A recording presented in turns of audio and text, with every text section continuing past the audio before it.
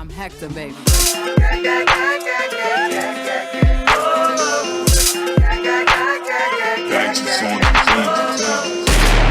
This is America, line drawn in the land. Between us and your mans, the one with the hat claiming mag on the stand. But I don't fuck with your mans. Matter of fact, buck at your mans. See, I represent my people, all my Latinos, and I help from Puerto Rico. You know, that one bastard hijo of this is America, but my bloodline's from Africa. Got my people fighting like a statica. You did this, so how you mad at us? Oh, it's cause this is America. Yeah, I forgot your entitled. Came on your ship, stomping with your Bibles.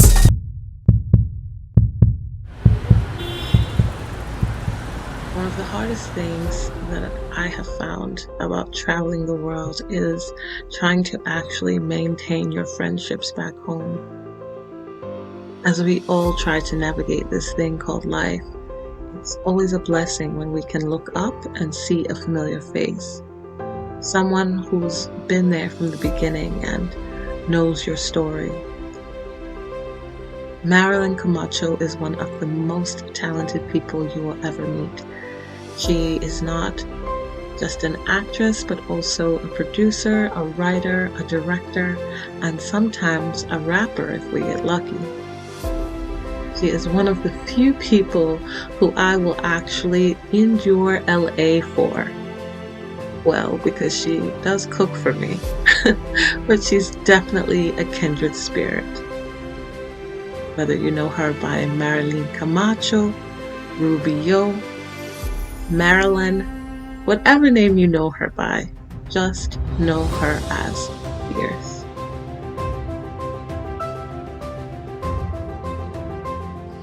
So I'm trying to remember like how we met, and all I remember is you were in a bathroom looking for your beats, cursing your iPad, trying to find your beats before you went on stage. And I really think I liked something you had on, like your jacket or your sneakers, because I'm a girl that looks ridiculous in sneakers. So I think I was like, oh man, her style. Like she's got this B-girl style that I wish I had. And she's about to rap, I guess. Okay, cool. But I don't remember. I know it was Chicago, but I don't remember even where we were. That's crazy. Which show it was. Was this at the Blue Note? It could have been. Now I'm trying to remember the bathroom of the Blue Note to remember. I think it was at the Blue Note. Was it? I think it was. That's a place that I would have been. I think it was at the Blue Note. I think. Because yeah, I think that's where we met. We met at a show. At the Blue Note. Well, that's perfect because I love the Blue Note. That's great. I think it was at the Blue Note, and you're probably right. I was probably in my phone, iPad, something, and you were like, I was on something, trying to like, yeah, where my beats at? Where are my And I think you were like cursing at it, and then you saw me, and you were like, oh, you apologized, like, oh, I'm sorry. But you were like really pissed off about this lost beat. And I was like, oh man, I wish I could wear leather jackets and cool sneakers like her. That's what I had on. I had a leather jacket on, and it was jeans. I think I had some boots on, and I think I had a checkered shirt on, if I'm not mistaken. Well, there's photos somewhere. Now I'm going to be looking for the Facebook, Facebook remember, because somewhere there's photos of that night. And I was like, and then you got on stage, and I was like, fired up, yes. Yeah, it's so crazy. Yeah, you know, it's crazy because we've been friends. That was like 2009, forever ago. 11, around there. 12, maybe 12. I think it was like either 2011 or 2012. It was around there. Yeah, it was a really long time ago. Now it feels like. It was a long time ago. And yeah, I mean, I think it's amazing that you remember that, because girl, you know, I got the worst. I have a terrible memory, but bits and pieces of it. But you know, I remember I was living on Miller Street. Yeah, we were neighbors. That's the thing. We discovered we were neighbors. You lived only a couple, like a block away. Yeah. A block away. Yeah, and I think from that show, we just kind of hit it off. We maybe chit-chatted afterwards, and then Yeah.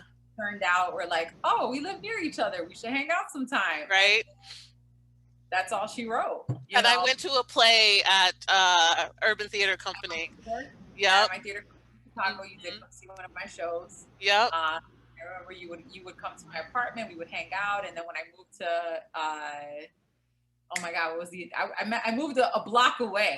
18th and It by wasn't the school. I lived on Miller. You moved down the street and we were still I lived neighbors. down the street, and I remember you coming to my new place and us hanging out. And I remember during that time. Oh my God, that's where I discovered that you could cook your ass off. Cut. Yes. Really cool, short. I had cut my hair. I was lockless. Girl, you had like the flat top pocket. Yes. It was so dope. I was like, killing it, right?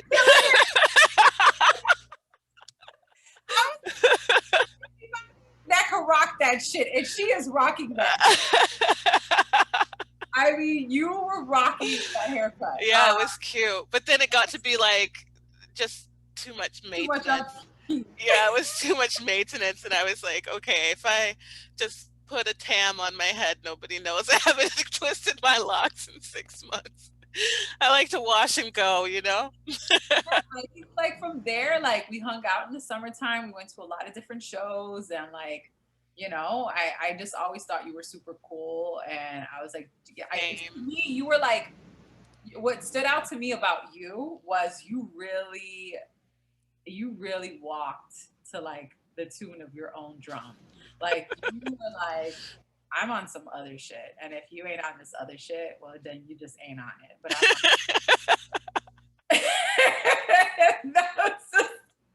I remember meeting you and being super sad, and I called my mom and I was like, if I should have had a sister, it should have been her, because I was leaving 6 months. I was on a 6 months timeline, and I was already planning to leave the country, and I was like, we gotta stay friends. We gotta stay friends. It was very short lived, but it was we got it in those 6 months, honey. Yeah, we got it in. Yeah, I mean, it was a really, really good time. So I'm grateful for that time. You bring back oh my God, you brought back so many memories. And it was awesome. You know, that's when I was really performing, doing all my shows in Chicago, and really trying to build up a name for myself. And it's really dope to know that I have a friend that was able to witness that process as well, and then also be along. You know, you were there for the journey. You know. Yeah. I was your DJ Khaled. You is special. You is amazing. And then too, I also got to witness your journey, you know, which was really awesome. You know, I understood where you were at that point, you know, the situation you had just dealt with. And, you know, you're like, I'm going to go travel. I'm going to travel the world. I'm going to go do things and get the hell out of Chicago. I need to get the hell out of here. I remember that was you. You were just like, I got to get out. Yeah. You know? And I admired that. Almost 40 countries later, here we still are. Yeah. So. And I remember, like, back then I was like, damn, I'm like, she's so bold. Like, she's just going to bounce.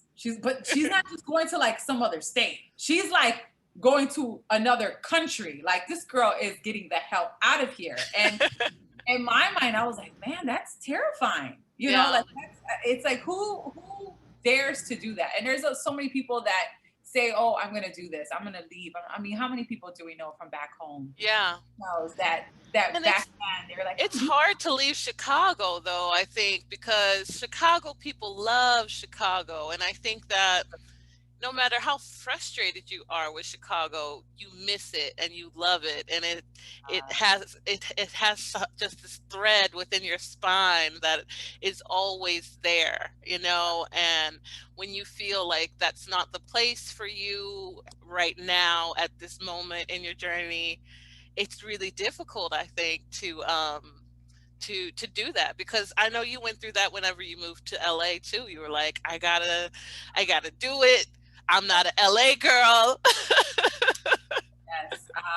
You know, I think for me, it was what did it for me was going to Puerto Rico. That's what did it for me. I went, it was 2000, because I moved to LA in November of 2014. And I remember it was, I believe, January of 2014. That year we had a horrible winter in Chicago. Do you remember that winter, girl? It was like the winter before this past winter that we had, 2 years ago, that was like horrible. It was like -40 or something like that. It was like, I don't think we had a horrible winter until that, like the one that we just had recently. I don't think I was there. You weren't there. I wasn't there. I remember a friend, I was in the Virgin Islands and a friend was telling me about it. And I was like, oh, I have a shawl on my front porch. We have some breeze. And they were like, Chelsea, shut the hell up. Yeah, I remember people telling me about it. And I remember I went to Puerto Rico. I made the trip to go to Puerto Rico. I hadn't been to Puerto Rico since then. Up until then, I hadn't been there in like 10 years. And I'm like way overdue for a trip. And I decided to go by myself. My sister also went with her partner at the time, but we were in 2 different cities. I was going to stay with my cousins in Yauco, where my parents are from, which is like the more mountainous side of the island.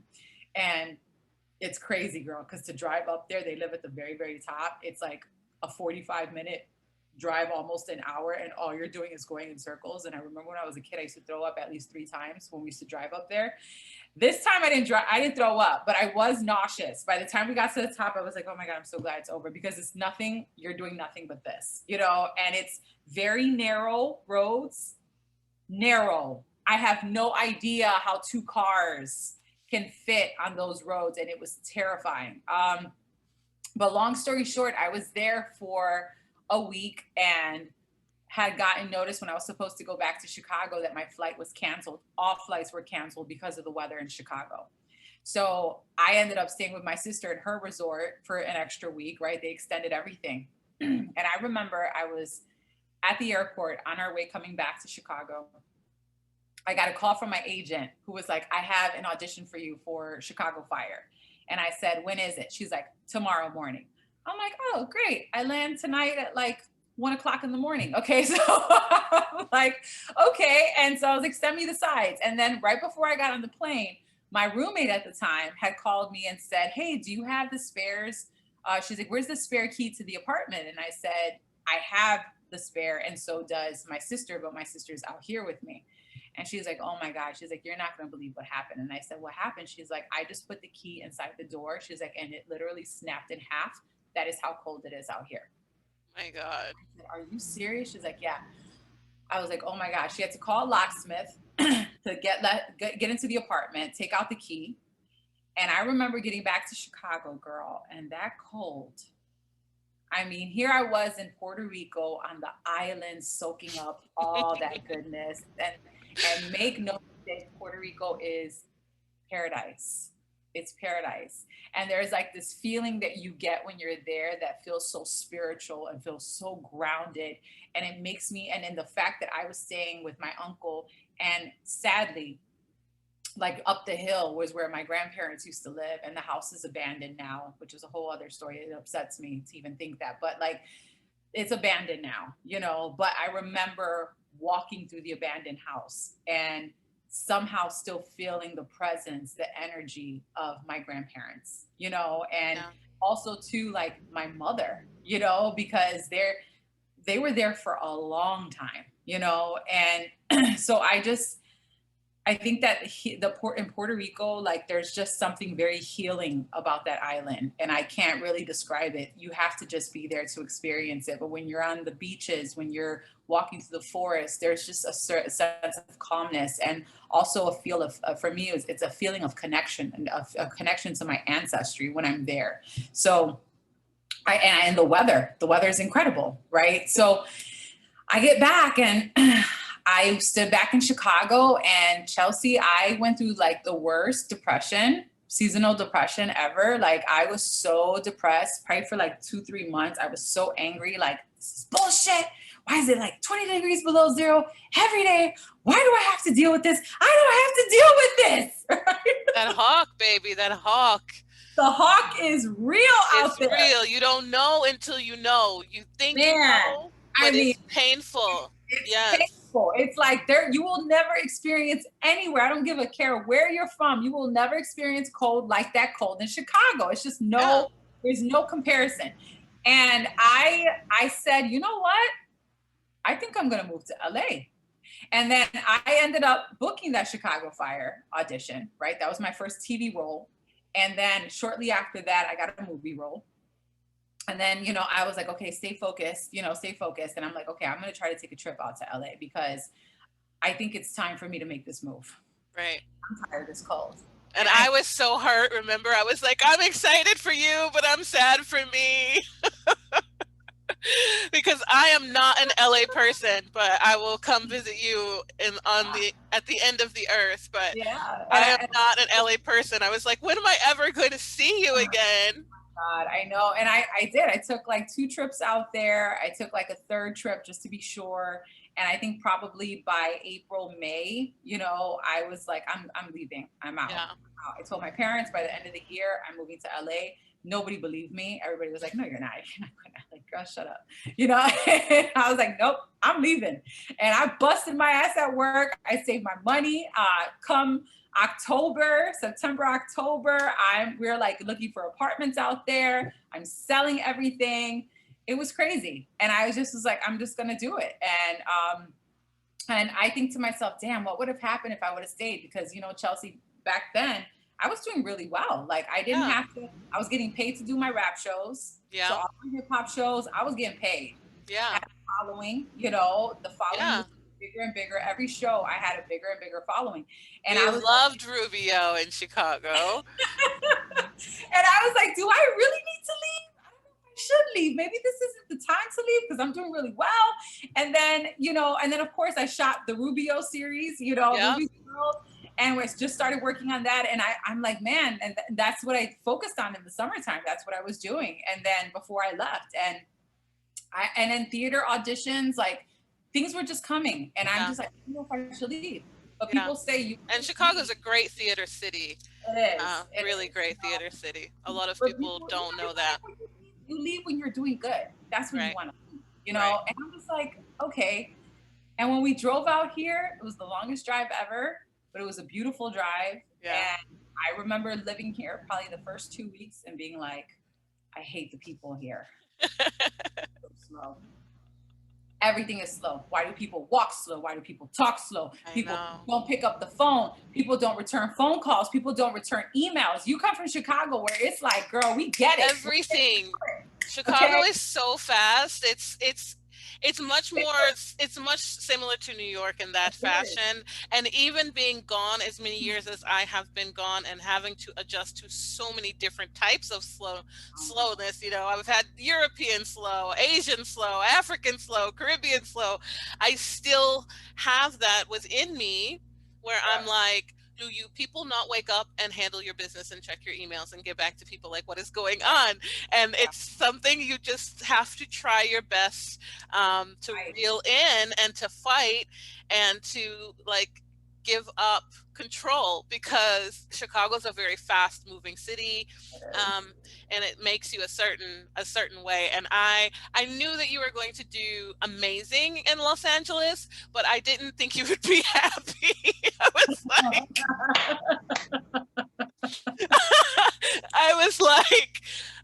like, God, just let her find some good friends because she is not an LA girl. And I'm still not, I love the weather here. I appreciate the lifestyle, it allows you to do certain things, to move a certain way. Yeah. But anybody who knows me is like, you are so Chicago, like still to this day, even the way I talk, people are like, you don't talk like you from here. Like you have an accent. I'm like, an accent from where, bitch? Just how I talk. You know what I mean? Doesn't everybody talk like this? So it was interesting, and I have to say there was definitely an adjustment period. I didn't fully adjusted to LA until after a year. Yeah. It took a year to like fully become like adjusted, and it was a tough year. LA is no joke. It is a beast out here. It is. Industry wise, survival wise, like just it's a beast. And they say if you make it past the first year, you're golden. Right. Baby, I made it past the first, and I am here now. Well, November, 6 years? Amazing. it'll be 6 years. I'm So, super proud of you. and you're right. It wasn't easy. It wasn't easy to find friends, Yeah. but it's helpful to know that I do have a tribe now of women, and I would say like true friends on one hand out here that I can Yeah. count my like they're my sisters. Yeah. But that took time. Yeah. Everything takes time, and I'm glad that you found your space and your tribe, and it's amazing. I have not watched Chicago Fire. I've only watched your parts. So I'm just on the other side of the pond, usually, like getting the VPN down so that I can watch your clips and see what you're doing, because I don't care about these shows. I just want to see my girl. So I'm super proud of you, and you have so much going on all the time. So I want you to catch me up and catch everybody up that's watching this too. So tell us a little bit about Creatives. Your how many Latinas is it? 5 of you guys? 6? No, the whole tribe, like yeah. The whole company, there's almost 30. There's 30. Oh my gosh. Okay, I'm thinking about the lives that I've been watching on Facebook. So I have like a production team. I would say like within the production / executive team, there's 10 of us, but as far as all the women that are involved, it's close to 30. Amazing. 29 women. So it's been a ride. I didn't plan this. This wasn't something I was expecting. I have to say it was more so like everything kind of transpired right before quarantine. Yeah. So since I've been here, the couple of years that I have been here, it's been hard for me to find that sense of Caribbean community here, right? That I'm so used to, and Charles, because my theater company, Urban Theater Company, is based in Humboldt Park in Chicago, which is the predominant Puerto Rican neighborhood in the city, and it's not just Puerto Rican. There's Dominicans that live there, Cubans, right. Black. It's a melting pot. But for the most part, it's Caribbean influence. That's Caribbean influence neighborhood. So working there for 10 years with my theater company, even though I lived on the south side, I was always on the north side, right? And so I was used to that. I was used to being around them. I was used to the loudness, the music, right. the food, just the culture. And LA is not set up that way. LA is very, like, geographically, it's very different here. It's very spread apart. You have to drive everywhere here. It's not a train, CTA, subway type of city at all, unless you're living downtown. But for the most part, their transit system here is not efficient. We've come to know in Chicago, where buses and trains run every 5 minutes. Right. It's like here, it's like every 45 minutes, Right. Yeah. So it's a different life out here altogether. So I have struggled with finding that sense of community. And so on a whim, I just decided right before quarantine, I said, you know what? I had access to this space that this sister had gifted me a couple of hours because I had sent her some referrals. And she's like, you have access to my space whenever. And I said, you know what? I'm just going to send out a WhatsApp message to about, 15 of my friends, 15, 20 of my friends that I know are in the industry, but we don't talk often, but I have their phone numbers. Right. And so I sent it out to all these Caribbean women that are actors, directors, producers, writers, and just said, hey girls, can we get together, like all of us in a room, and talk about the industry and talk about what we're experiencing, and let's break some bread, let's make a potluck. Everybody was like, oh my God, yes, let's do it, And so there was a lot of excitement. I made a little flyer, sent it out to everybody. I was like, okay, this is the date, this will be the hour, make sure you RSVP. Charles, the day of, I had 4 RSVPs, okay? And I was like, this is gonna be a bust, okay? It's gonna be a bust. So, okay, but Marilyn, make the best of it. The space was beautiful. I had sign-in sheets, I had little tags, I had wine. It was super cute. Everything was ready, okay? Food. And I'm just like, all right, we're just gonna, whoever shows up. Girl, 22 women showed up. And awesome. I was like, and half of them, I was like, who are you? I don't think I invited you. I didn't know who you were. And it was like this beautiful, the energy was so beautiful. Yeah. And it wasn't just me that felt it. All of them, everybody there was like, damn. They're like, because some women that were there had been in the industry for over 25 years in LA. And we're talking about Puerto Rican, Dominican, Cuban, like everything under the sun. And they were like, I have never experienced being in a room with this many women from the Caribbean diaspora in the 25 years that I've been here. And I said, that's a shame. Right. We need to fix this. Yeah. So from there, we talked about the industry. We all shared our stories, where our backgrounds, and it really dawned on me right then that day that I was like, we need something like this. We need this. And then quarantine happened like a week later. Oh my God. And I managed to get the girls together. We had support. It was basically a support system for everybody throughout quarantine. You know, we had meditation sessions. We did a whole reading series where all the writers in the group, if they wrote a pilot, if they wrote a TV show, a film, we did reading Thursdays. Every Thursday we read somebody's script. We had a whole powwow afterwards, discussed it. And now it's developed, right? It's turned into something a little bit bigger where now people are like, wow, we should start trying to do our own independent content, you know? And my vision for the company grew even bigger. And I said, you know what? I want us to be the go-to for anybody that wants to find that type of multicultural representation in Hollywood. Who are they going to go to? That does not come from the North American or the South American diaspora. We're talking about Central America and the Caribbean. Where is that community at? Who are those people and where are those people? I want us to be that destination. So that's what I'm now building on. I would love to, we are a production company where we're now incubating projects. We're developing projects. We have TV shows. We have a talk show. We're working on an anthology right now.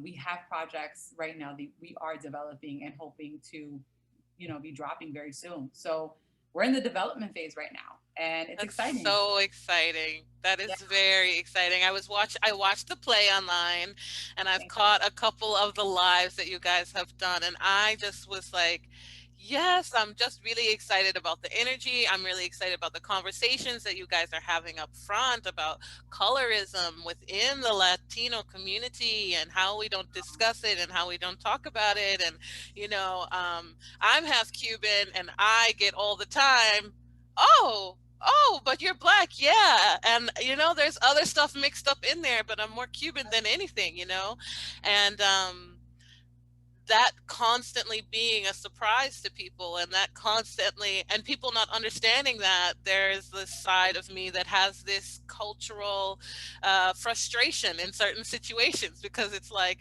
I do my stuff like this, and to see that you guys were not shying away from that, and that was really like the elephant in the room was brought to the party and put on the table at the very beginning. I was like, this is why she's my girl. Well, you have to, right? Because absolutely, I feel like a lot of it is education. Unfortunately, the truth is, Hollywood here, executives, when they look at the Latino community, I'm sorry, they don't think about us. Yeah. They are used to what they're around here, and the majority of the Latino population in California, or should I say in Los Angeles, is Mexican. Right. And there's nothing wrong with that, right? It's a beautiful culture. I love that culture. But it's time to start opening it up. There needs to be more awareness about all the other cultures that exist within the diaspora, and just to be well informed about Caribbean culture, period. Right. Not just Latino Caribbean. We're talking about Caribbean culture. We're still living in a country where we're calling Puerto Rican people immigrants, right? So, if you're Latino, then you're only Mexican, or, if you are Cuban, you have to look like you, and you cannot look like me, and shout out to our ancestors. Thank you so much for all the sacrifices, So I'm really excited about that project. I can never really keep up because you are so busy and you always have so many things going on. And then when I'm like, maybe she can come and visit me, you're like, nope, I got secret projects going on. Um, I so appreciate the invitations because I'm like, I need to get the hell out of here. But it's just when you're here, you're like, I gotta stay put. I right. have to like get this work because there is such fierce competition here in Los Angeles, Yeah. especially if you are in the industry. And when you just get here, it's like you need to work. You need to put Right. in work because that's what you get. That's what you come here for, right? It's not here to have vacation, to just enjoy the weather. Of course, that's part of it, Right. but it's about really, really putting in the work so that you can continue to elevate yourself where you're in a position where you can start really creating some type of change, Right. and Yeah. not just for satisfying the artistic side of yourself, because that's part of it as well. At the end of the day, I'm an artist, but um, I think a big lesson for me throughout this whole quarantine has been that we need to serve a higher calling. We need to serve a higher calling. There has to be a higher purpose to what it is that you're doing. And with Caribeña Creatives, I have found that, I have been able to find this is my purpose. My purpose is to create more opportunities for my people and for other people. Um, and, and that's it. And tell our stories authentically. Yeah. And there's thousands of actors. Tons of actors out here. But we don't need more actors. We need more people that look like you and that look like me inside of those executive rooms, inside of those writing rooms where these actual shows are being made and the decisions are also being made. That's where we Yeah. really, because that's where the catalyst is going to happen, where we're really going to be able to spark some type of change with how we're viewed and represented on television and film. Yeah. So Way. thank you. So, tell me what's going on with Push because I Yes. am obsessed already. Everybody's gorgeous. Your hair is at its fullest in this character, and that's my jam, is when your hair is really big. And Like a couple of inches, but I'm gonna grow it back. oh my God, but the promo, I'm like, yes, I don't know who this character is, but I'm on her side. Thank you. So tell me, yeah, what's going on? Because Well, I'm really excited about that. I'm trying yeah, to well, be patient. Push is my directorial debut as a director, and I also wrote the show. But it honestly, we filmed it last summer, the end of the summer, and it was really my response to this whole overturning of Roe versus Wade, being super, super angry that there are these men, white men, trying to dictate what we do with our bodies. And I was just furious, throughout the whole time. I was like, how dare you? Like, this is my body. I do whatever the hell I want with my body. And it's not sitting here and saying, okay, well, Marilyn, you're supporting abortions, and it's not about that.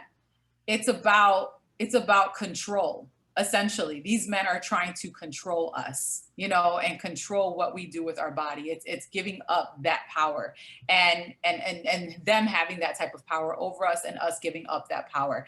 And that is something for me that was just beyond infuriating, and at the end of the day too, there are women out here that get raped. There are rape victims. And if they are rape victim, like, come on, if they don't feel that they want to carry the child of their rapist, they should be able to have that choice.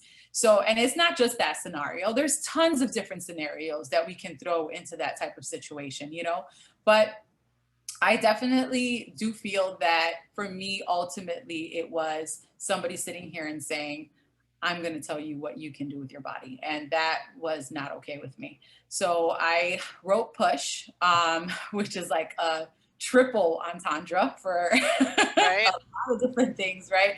Right. And I surrounded the cast, made sure that it was an inclusive, multicultural cast of women of color, where everybody is dealing with that decision. They get pregnant, and what are they going to do? Some to keep, some decide to abort, some that decide to, there's a lot of different situations that occur.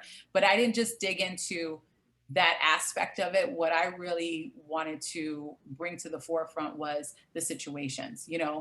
The partner involved? Are the partners not involved? Is it an LGBT couple? How are they dealing with that? There was just a lot of different angles that I wanted to kind of take with it.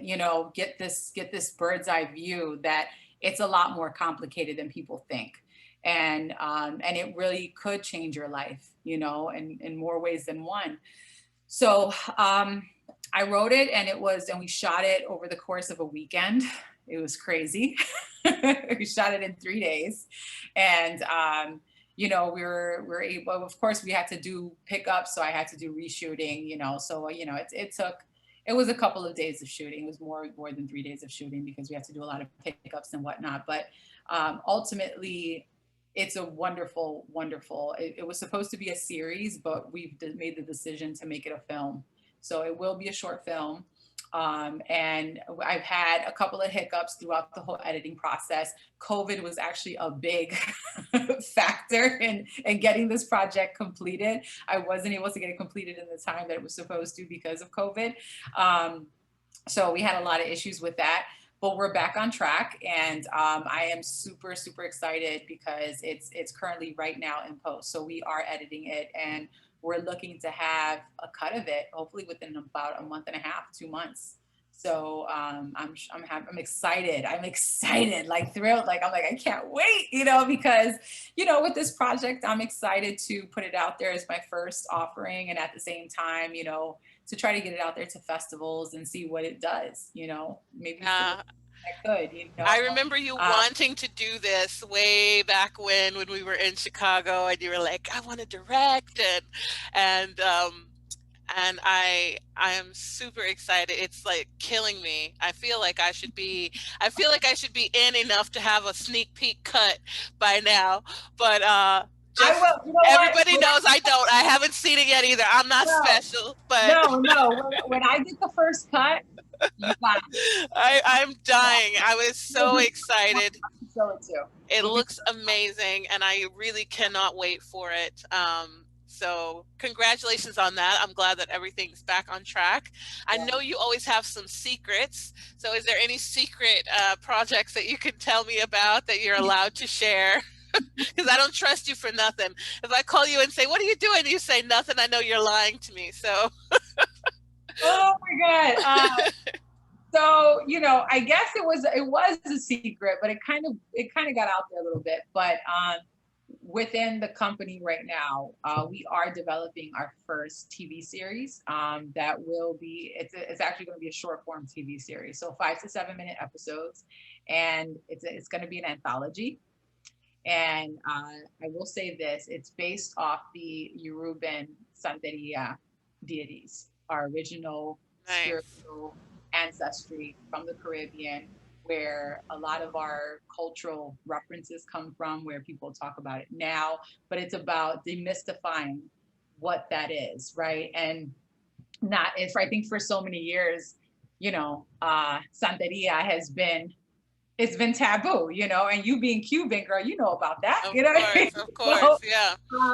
So I think that it's taking a different angle on it and kind of opening that up and having a discussion about it. But that's as much as I can say at this point. But you actually got more detail than anybody else got on that. But at least I got something. But that's what it's about. So I'm super excited about that, and we're working on that right now. We're developing. We actually just got all the first drafts in of the scripts last week. So we're in the process now of reading through them and start really just developing and nailing it down so that it's really tight. Aside from that, we have the Let's Unpack, which I'm sure is what you've seen recently in the past 2 months, which is basically it's us having a discourse about the Caribbean and our ancestry, our culture, and talking about colorism and anti-Blackness, and what's the difference between an Afro-Latino, Afro-Latina, and being an Afro-descendant, and just kind of unpacking a lot of different things that we have to deal with in the Caribbean culture. We actually went ahead and shot in person. It was like our first actual production during COVID, which was terrifying in itself because you have to take all these extra precautions now.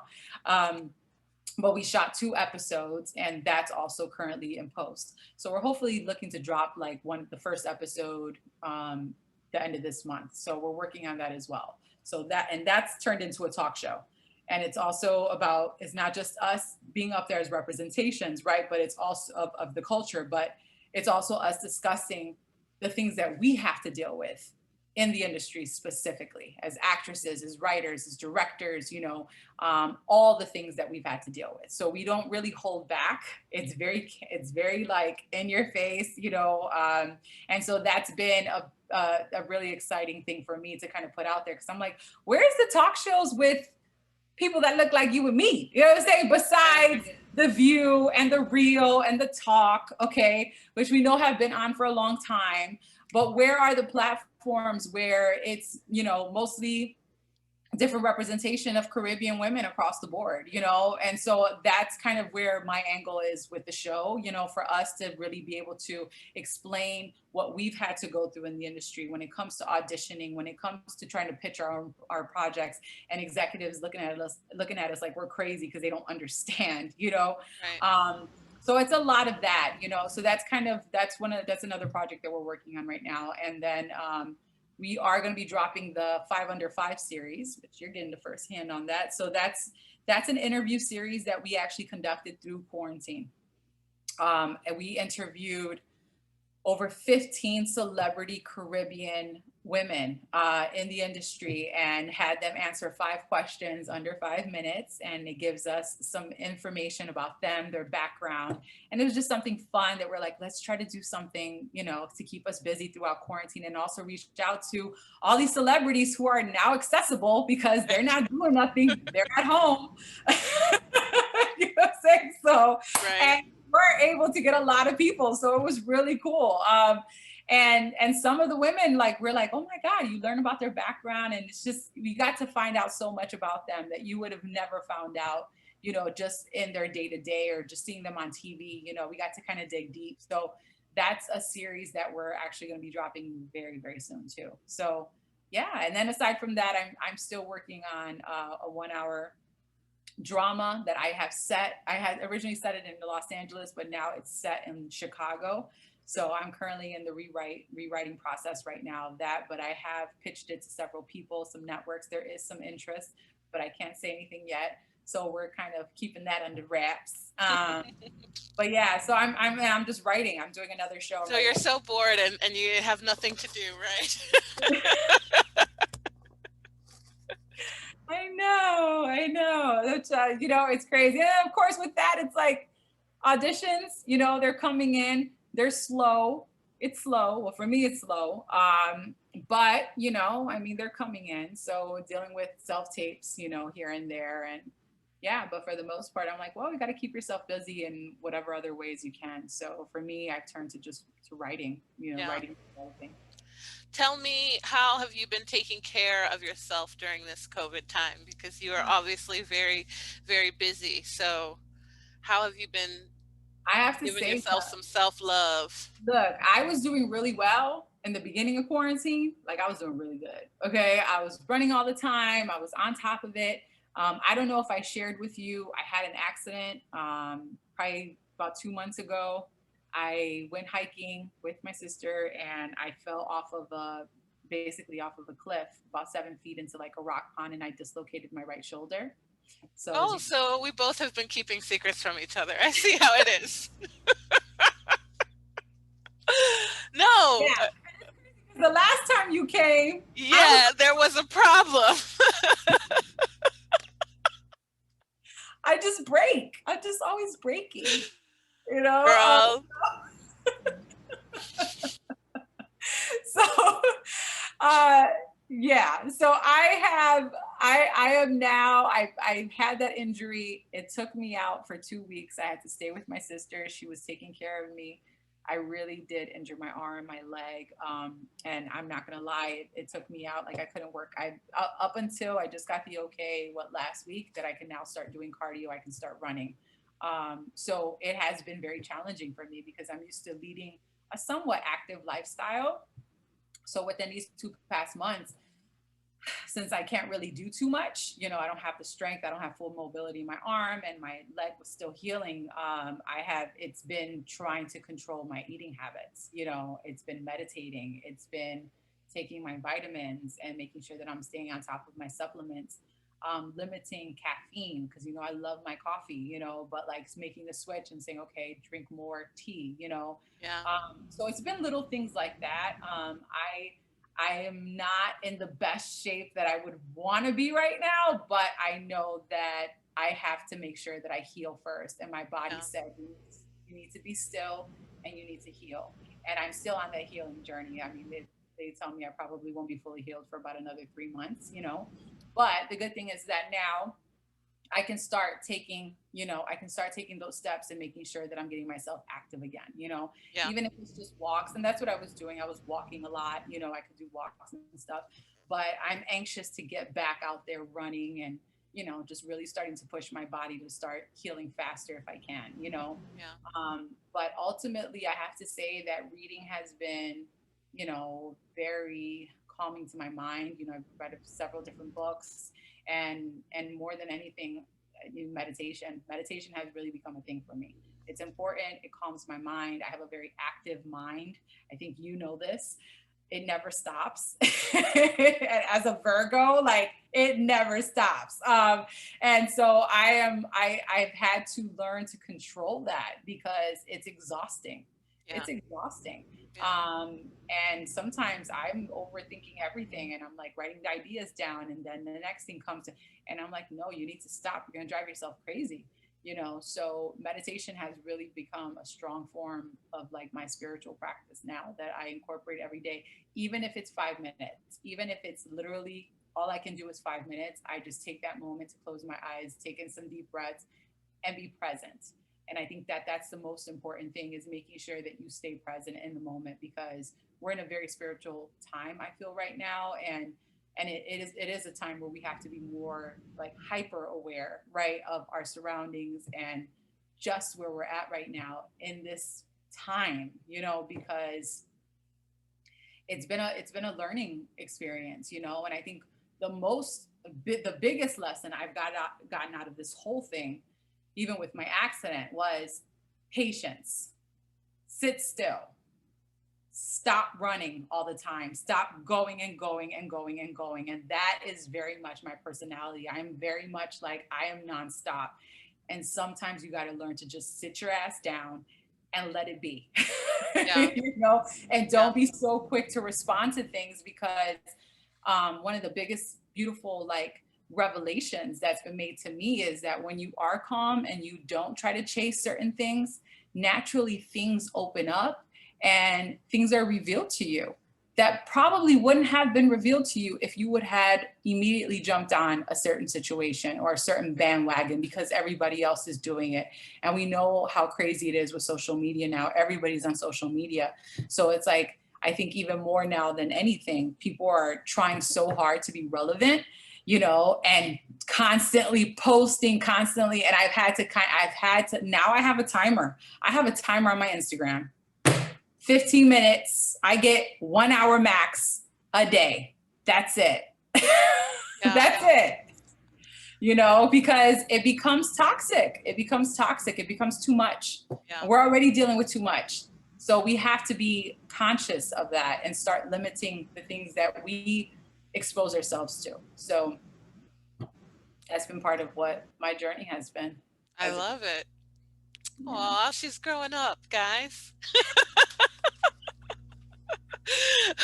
So one thing I love about you is that you're just so motivated. And I don't even know if you feel this way about yourself, but when I met you, I felt like, okay, here's a chica who loves her craft and loves her passion and loves her niche like I love my niche, you know? And when I'm feeling like, oh, I'm tired, man, here's Ruby, got another TV series. Here's the Rubes dropping an album, you know, like whatever, whatever you have going on is always beautiful to see. It's always really, I always like to say you got to keep your own light lit so that you can help shine the light for the others, you know? Amen. And you're very motivated. And I wonder what keeps that going for you? What helps you to stay in that place? Because from the outside, it looks like you're always positive and determined and feeling confident. I'm sure it's not like that, right? But from the outside, you know, even as your friend watching you, you always seem to be feeling very motivated and very confident about what your goals are. Yeah. And so tell me, where does that come from, and how do you stay in that space? And when you get off of that center, how do you find your way back to that space? This has been a journey. I'm not always very confident in myself. I'm really not. I have a lot of insecurities, a lot. I have a lot of self-doubt, and I've had a lot of self-doubt, you know, for years, you know. That term now, the imposter syndrome, I was like, oh, that's what that is. I was like, oh, that's what I felt over the years, you know. Because as much as you want to learn, as much as you want to do, you just can't all the time. You know, you can only control what is within your reach. And I think for me, it's been a hell of a process, not only just spiritually, but mentally and also physically. You know, I've gone on a journey in all three of those realms within the past, I want to say 5 to 10 years. And it's been a process, and I am still on that journey. I don't think I'll ever stop being on that journey, you know, of wanting to improve myself. And I think that a lot of that motivation comes from, well, number one, you're in probably the most, maybe second to New York, the most competitive city in the United States. Like, the competition here for the industry that we're in, everybody comes here to play at a very high level. And you have to make sure that you're constantly working on that.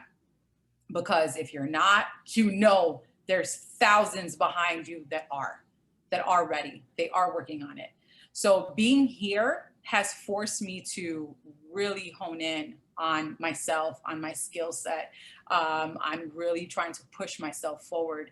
You know, there are times where, you know, there's days, there's months sometimes, Chels, where I don't book anything, you know, and it's cricket. Yeah, that's the life, right? But you know, living it is difficult, but you know to expect it, but then living it has got to be, you know, very, very difficult to go through it.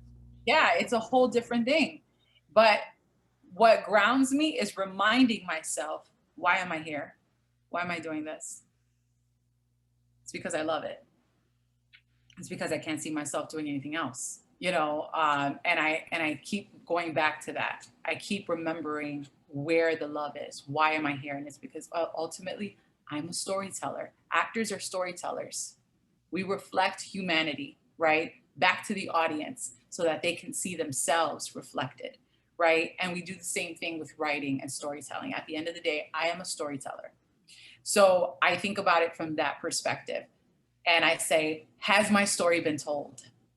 Have I written my masterpiece yet? Have I left my mark? And when I ask myself that, I think to myself, and I'm always going to be my worst critic. I'm always going to be my biggest critic. I tell myself, no, you haven't. You haven't gotten there yet. It's not there. You're not there yet. So you got to keep going until you get there, or until God decides to call me.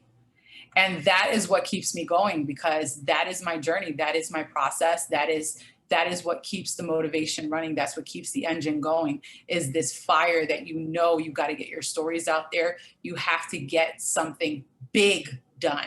And even if you don't get something big done, it's also about what I've learned is celebrating the small victories that you've had along the way. And I feel like I've had a lot of smaller victories along the way, and they'll probably lead to bigger and bigger victories. But it's not easy. It's not easy to stay focused.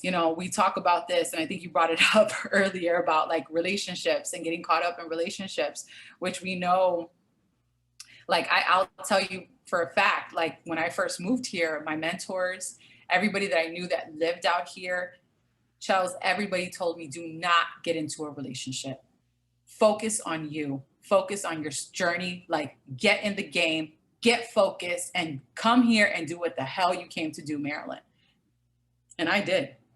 It helped that I had gotten out of a very toxic relationship in Chicago, that I was like, I don't want to be up in a relationship anyway. I'm good, right? But it helped me keep my eye on the prize. That I was, and it's about setting small goals for yourself. I had certain goals by the time I reached 5 years here. And I've knocked most of those goals down. I'm like, okay, I'm doing all right. But then I think to myself, okay, everybody sits here, they'll tell you in LA that 10 years is the golden year, right? That's usually that when everybody breaks or has that big moment, like the career changing moment, it's usually in their 10th year here, right? And I had told myself, nope, it's gonna be in my 5th, okay? Right? Like, I ain't doing no 10 years. 10 years, I'm trying to be retired, okay? So, and that's still my mentality. That is still my mentality, And so for me, like, because I have that in the back of my head and I've set that for myself, I'm constantly pushing, And then I think about my family. Honestly, like, that's a big motivating factor for me too. Like, there's certain things I want to do for my parents, there's certain experiences I want to give them. I want to show them, and not just them, but also my brothers and sisters. So for me, it's like, there's certain things I want to be able to do for my family. And I got to reach these goals. I got to get there so I can do that. Because that's ultimately what success for me is about. It's not just for myself. It's about being able to share that with the people that I love most, near me, my friends and my family. So that's what motivates me and gets me up every morning. And yes, some days are harder than others. There's days where I don't want to get out the bed. There's days where I don't want to do nothing. And you know what, Charles, what I have learned is that's okay. Let that be. If I don't feel like getting out the bed, I'm not going to get out the bed. That's my spirit. That's my body telling me you need to rest. Yeah. And not fighting that. And that's also been part of my journey is I don't fight that anymore. If my body tells me to do something, I follow and I listen. Because when we don't listen to our bodies, that's when we get ourselves into trouble. That's when health problems occur. That's when other things start to come out. So it's something that I'm constantly learning. And for me, the drive is to be at my ultimate highest self as an artist and as a storyteller. Awesome. That's what drives me. Well, thank you so much for joining me today. I appreciate your time. It's always wonderful to see you. It's better when I can see you and eat your food. Yes, girl. I always come to you hungry. Because you are one of the best cooks. Thank you. Ever. I do love to cook. Girl. Oh my God. And I love to receive. I love to receive. So thank you for joining me. Thank you for sharing. And I will make sure that I post all your links and everything so people can see what you have going on. And I'm super excited for Push. I'm like on the edge of my seat, like dying for it. Yes. So make sure you let me know, call me when it's ready, because I cannot wait. And I love you, and I will see you again soon. All right, baby. I love Bye-bye. you. Okay, bye-bye. Yeah, yeah, yeah, yeah, yeah, yeah, yeah. Oh, yeah, yeah, yeah, yeah, yeah. America. Line drawn in the land. Between us and your mans, the one with the hat claiming mag on the stand. But I don't fuck with your mans. Matter of fact, buck at your mans. See, I represent my people, all my Latinos, and I help from Puerto Rico. You know, that one bastard hijo of this is America, but my bloodline's from Africa. Got my people fighting like a Attica. You did this, so how you mad at us? Oh, it's cause this is America. Yeah, I forgot your entitled. Came on your ship, stumping with your Bibles. Brought genocide to its prime. Now they all suicidal or blackout, like you blacked out of history. Another unsolved mystery on This is America. We've been raped and colonized. Now they want our paradise by the whole island with that kryptonite. I'm American. What you reap is what you sow. No, you can't hold us down. Say what you reap is what you sow. No, you can't tie us down. Say what you reap is what you sow. And we are fighting now. Say what you reap is what you sow. No, you can't stop us now.